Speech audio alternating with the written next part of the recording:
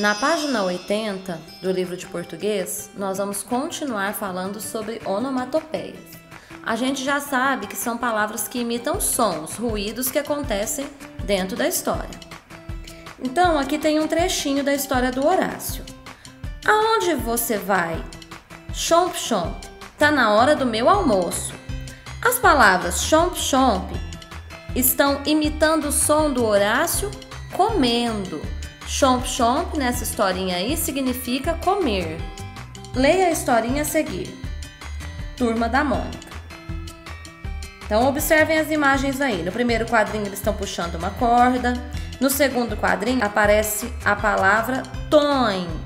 No terceiro quadrinho, eles estão amarrando a corda numa porta. No quarto quadrinho, aparece a palavra cras. E a porta está arrancando do portal. Vrum, croche.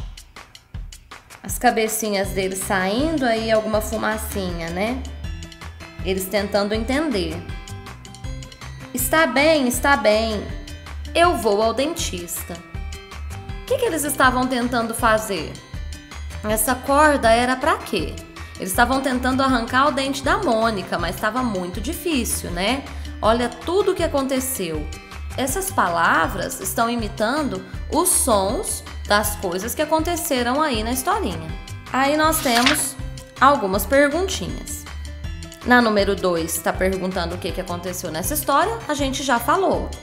O que aconteceu aí? Eles estavam tentando arrancar o dente da Mônica. Amarraram na porta, igual a gente costuma fazer. Só que o dente dela é muito grande e eles não conseguiram arrancar. Número 3. Converse com os colegas sobre o som que cada uma das onomatopeias a seguir quer reproduzir. Então vamos ver, ó.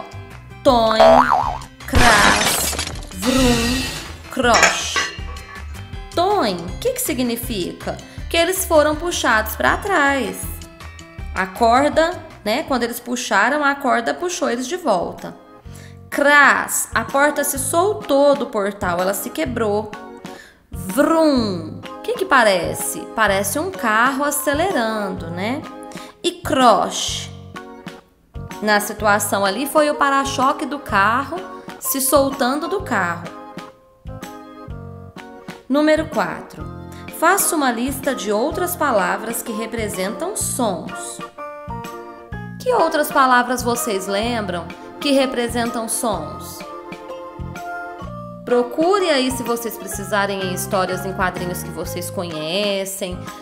Pesquise na internet se não conhecer e coloque aí alguns sons, algumas palavras que representam sons. Língua falada e língua escrita. Nós vamos perceber na historinha do Horácio, principalmente nesse quadrinho aí, que algumas palavras são usadas no dia a dia de maneira informal, é uma linguagem espontânea. Então, por exemplo, a palavra né está substituindo não é.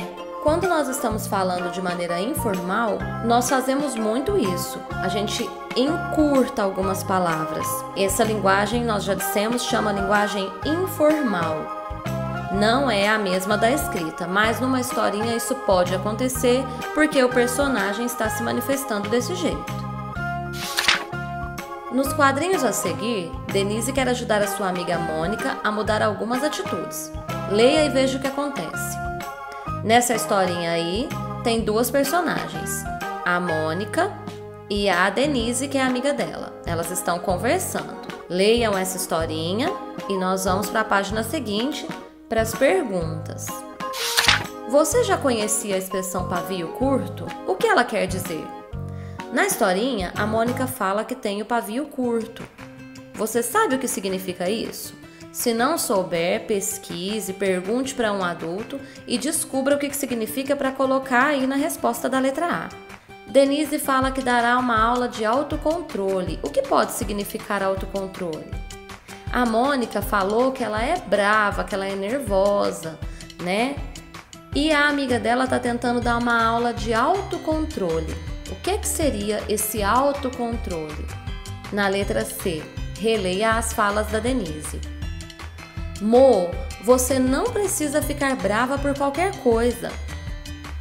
A outra fala: não, você não tem pavio, fofes.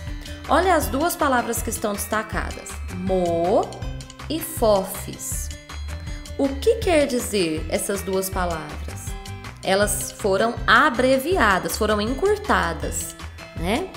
Mo significa o quê? E fofes significa o quê? Responde aí na letra C. Que sentimentos a Denise expressa com essas formas de chamar a amiga? Quando a Denise chama a amiga dessa maneira, que ela conversa com ela assim, ela expressa um sentimento. Qual é?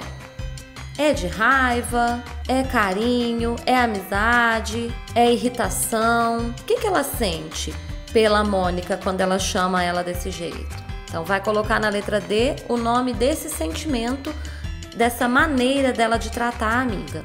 Letra E. Observe. Pó parar. Que troço mais bobo! As expressões destacadas são comuns na língua falada. Reescreva as frases substituindo essas expressões por outras que você conhece. Então vamos lá. Pó parar foi uma maneira informal de dizer que troço mais bobo. Também foi uma maneira informal. Nós vamos reescrever essas frases, corrigindo as palavras que estão inadequadas, que estão erradas. Outra característica da fala informal que usamos no dia a dia é a hesitação, a pausa, ou seja, é um tempinho para pensar. A possibilidade de não completar o pensamento. Então, releia o quadrinho em que a fala da Mônica vem sinalizada com esses 3 pontinhos aí, se chamam reticências. Esse sinal de pontuação aí, que são 3 pontinhos seguidos. Então, vamos ler aqui o que a Mônica fala.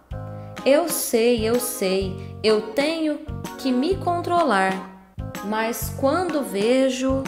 Aí tem os 3 pontinhos, ó, ela não terminou a frase, mas a gente já sabe o que significa esses 3 pontinhos. Que ela nem precisa terminar, porque ela não conseguiu. Releia as falas de Horácio e de Tecodonte nos quadrinhos a seguir e circule o sinal de reticências. Aqui a tia Deise apagou as falas porque o meu livro tinha resposta. Então, vocês vão reler as falas que tem aí no livro e vão circular o sinal de reticência, que é aquele que a gente acabou de aprender. Letra A. Como cada uma das frases pode ser lida em voz alta? Leia aí, então, a historinha, leia em voz alta. Assinale os sentidos que as reticências podem dar às frases dos quadrinhos. Então, aí vocês têm algumas opções. Assinale os sentidos, né, que as reticências podem dar às frases dos quadrinhos. Então, ela pode dar o sentido de deixar alguma coisa no ar, né, alguma coisa incompleta, algo que não foi dito, mas que está sendo entendido. Demonstrar admiração, ela pode demonstrar dúvida, pode deixar o ouvinte completar algum sentido, ou pode mostrar insegurança ou hesitação, dúvida. É o falante, ou seja, aquele que fala, que escolhe a linguagem para empregar nas diversas situações e dá a ela entonação, ritmo que considera melhor para alcançar a sua intenção.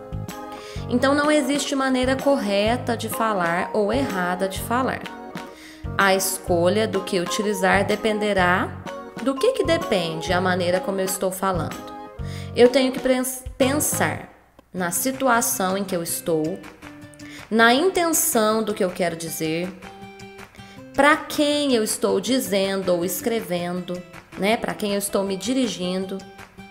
E o meu jeito, o jeito de se expressar.